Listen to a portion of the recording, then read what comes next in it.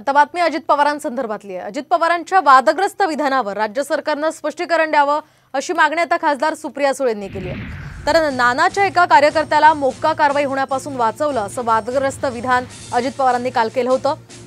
एकदा वाचवलं, आता पुन्हा त्या कामासाठी माझ्याकडे यायचं नाही असा दम सुद्धा अजित पवार यांनी बारामतीच्या कार्यक्रमात दिला होता। अजित पवारांच्या याच विधानामुळे त्यांची अडचण आता होण्याची शक्यता आहे। दादांच्या या विधानावरून सोशल मीडियावरून जोरदार टीका होती।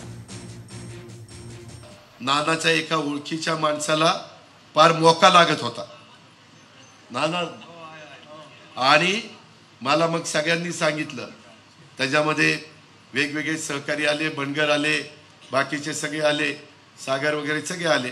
म्हणले दादा एवढ्या वेळेस वाचवा, आणि आता सांगतो एवढ्याच वेळेस परत चुकला तर अजित पवारांकडे यायचं नाही। खरं तर धक्कादायक आहे, कारण खुणाबद्दल होतं, खुणाला मोका लागला, कशा करता मोका लागला ह्याची आता उत्तरं आपल्याला विचारावी लागतील, नाही का? तेव्हा मला असं वाटतं सगळ्यांनाच ती माहिती उत्सुकता असेल की हे नक्की काय प्रकरण आहे। त्याच्यामुळे मला असं वाटतं महाराष्ट्र सरकारने याचं स्पष्टीकरण दिलं पाहिजे।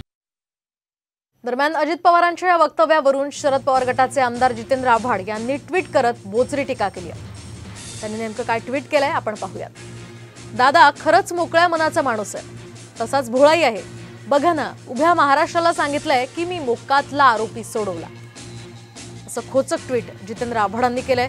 25,000 कोटींचा इन्कम टॅक्स माफ करून घेतला। भारतात सत्ताधाऱ्यांकडून हे देखील घडू शकतं हे सांगणारा माणूस भोळा नसेल का, असा प्रश्न जितेंद्र आव्हाडांनी या ट्विटमधून विचारलाय। तर या देशात कायदा नमवण्यासाठी सत्ताधाऱ्यांची किती चालते हे सगळं दादा आपल्या तोंडून सांगत गेले। म्हणजेच पोलिसांकडून ज्याचा राजकीय वशिला असतो त्याला सोडून देतात।